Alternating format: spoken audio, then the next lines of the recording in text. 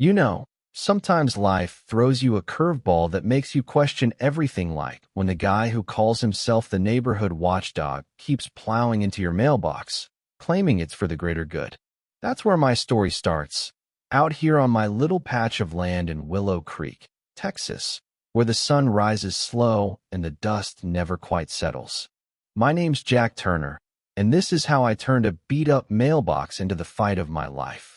It all began one crisp October morning when I heard that sickening crunch metal on brick, the kind of sound that makes your stomach drop. I stepped onto my porch, coffee still warm in my hand, and there it was, Tom Wheeler's pickup, hood crumpled, airbag hissing like a ticked-off rattlesnake. His door had patrol in cheap vinyl letters, and his vest screamed, HOA security, like he was auditioning for a low-budget cop show. My mailbox, though? It stood there proud, flag up like it was saluting the chaos. Tom stumbled out, clutching his arm, glaring at me like I'd personally insulted his truck. You rigged that thing, Turner, he barked, pointing at my mailbox like it was a loaded gun. I just sipped my coffee and said, "Road straight, Tom. Maybe try keeping your eyes on it." This wasn't the first time. That was the third hit in 2 months. Always the same story. Tom swerving into my mailbox, claiming he was keeping the peace for the Black Oak Homeowners Association. My place isn't even in their jurisdiction. Me land's private, set back on a county easement, and that mailbox? Built to code, approved by the county, with a breakaway core that bends but doesn't break. I'd measured it twice, got the permit stamped, even had the postmaster sign off. But Tom, he didn't care about permits. He cared about control, about flexing his fake badge and making sure everyone knew he was the big dog in this corner of Willow Creek. I could have let it slide the first time, maybe even the second. But 3? That's a pattern, not an accident.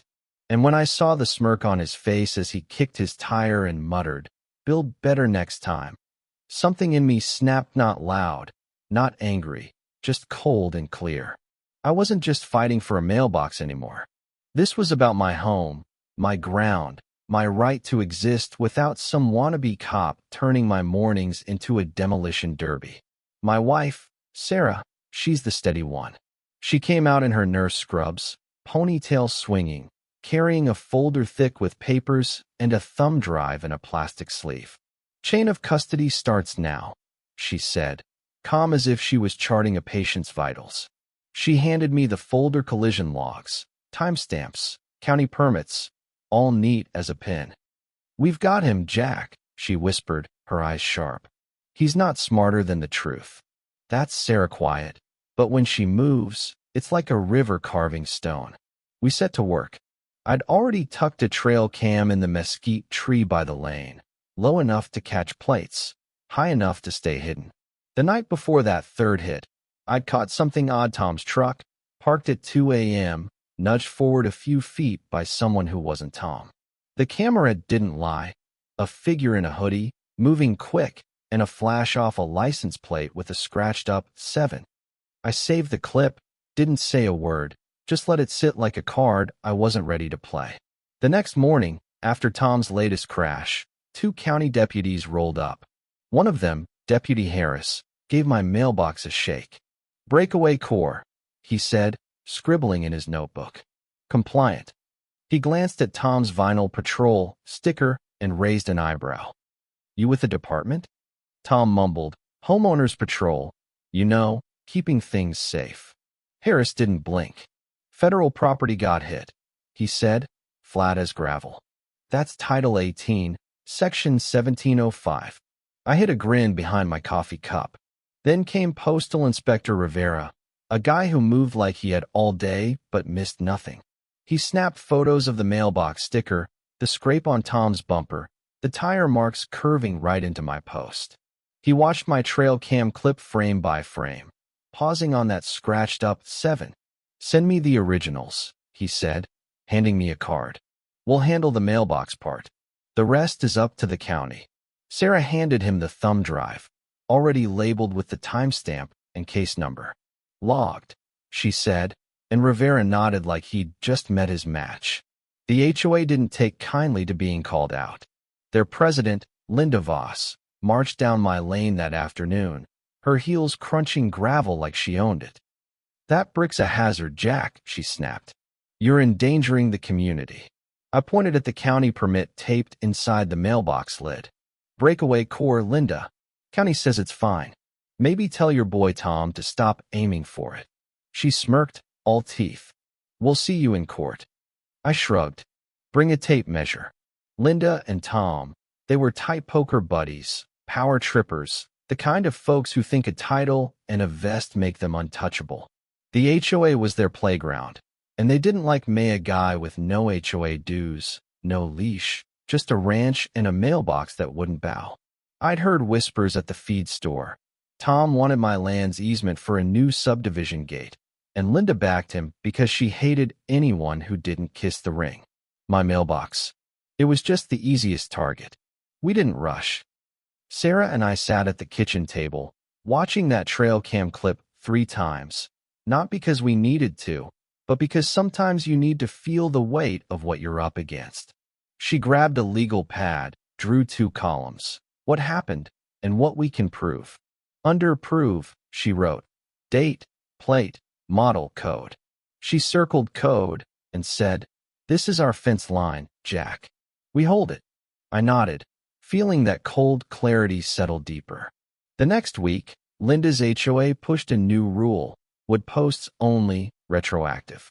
They taped a violation notice to my gate, claiming my brick sleeve was a weaponized structure. I called Miss Carter, the county clerk who'd stamped my permit. She laughed. "County code trumps their nonsense, Jack. Your core's breakaway. That sleeve's just a pretty dress." She sent a letter to the court, spelling it out. Setback legal, core compliant, HOA overreaching. Then came the night moves. My phone buzzed at 1:58 a.m. Another clip. Tom's truck, same scratched 7, nudged forward by that same hoodie figure. This time, a second shadow held the phone, the screen glowing like a firefly. They moved fast, but not fast enough. I saved the clip, copied it to a drive, and sent it to our lawyer, Mike Dawson, a quiet guy with a knack for cutting through noise. "This is gold," he said. "They're building their own trap." The HOA meeting was a circus. Linda live-streamed, calling my mailbox a bunker. I showed up with a printed still of Tom's plate and the timestamp. "Stop swerving at my mail," I said, calm as I could. Linda brushed it off. "Hard to tell," she said, moving the agenda along.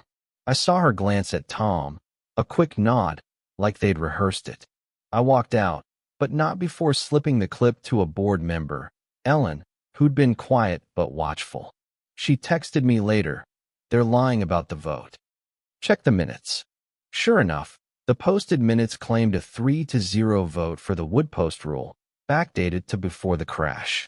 But Ellen sent me the draft 2-1, with her voting no. The metadata showed a 1:03 a.m. edit, Linda's name on it. Sarah added it to the binder, her pen moving like a scalpel. "They think they can rewrite time," she said. "They're about to learn clocks don't lie." The court date came fast. Linda's lawyer waved a photo of my mailbox, calling it a weapon.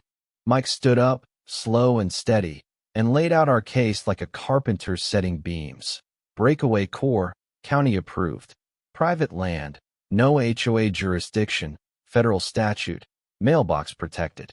He played the night clip hoodie, phone, scratched 7. The judge leaned forward, eyes narrowing at the robe hem on the second figure. Mike set down Ellen's text, the minutes, the 1:03 a.m. edit. "This is about truth," he said. "Not noise." Miss Carter took the stand with a demo post and a pull scale. She hooked it up, pulled, and the core bent with a soft creak, then snapped back straight. "That's compliance," she said, her voice cutting through the room. "Physics doesn't care about your bylaws." Inspector Rivera followed, all business. "Federal property, criminal damage," he said. "Plate matches. Case referred." The judge tapped his pen once, looked at Linda, then Tom. "Motion to remove denied," he said. "Claims dismissed." Sanctions for altered minutes. Restitution for prior damage. Linda's face froze. Tom stared at his boots. In the hall, Mike gave me a nod. Now we build the rest, he said. The HOA tried one last stun a van with a jackhammer, claiming they'd fix my mailbox. I filmed from my gate. Private land, I said. Swing that, and you're trespassing. Miss Carter's county truck pulled up, badge gleaming. The van left, tires spitting gravel. The fallout was quiet but seismic. The HOA called a special meeting. Ellen kept her seat. Linda was voted out. Tom peeled the patrol sticker off his truck, left his vest on the table. 3 other subdivisions asked for our bylaws as a template: simple rules, no fake badges, minutes in native format with change logs. The county tightened permit rules, making it clear HOAs can't override code. My mailbox. Still standing, flag up, catching letters like it's nobody's business. I could have pulled that brick sleeve, called it peace, saved myself the fight. But that would have taught my daughter, Ellie, the wrong lesson that bullies win if you bend far enough. She drew a picture of our mailbox, her standing beside it, guarding it with a stick. This is me, she said, grinning. That's when I knew this wasn't just about me. It was about her, about the kids on this road, about what we teach them when we choose to stand or fold. Last night, I walked the fence with my neighbor, Hank, the guy who always brings coffee and a story. We watched the dusk settle, the mailbox casting its square shadow. Looks simple, he said. Simple's hard, I answered. He nodded. Hard holds. Somewhere out there, Linda's probably still typing her next rant, and Tom's keeping his distance at the feed store. But here, the road's quiet, the calves are bawling, and the truth standing taller than any vest or vinyl sticker. So what do you think? Was it worth the fight, or should I have just pulled the sleeve and moved on? Drop a comment. Tell me your take. Have you ever had to stare down a bully with nothing but facts and a stubborn streak? Let's hear it.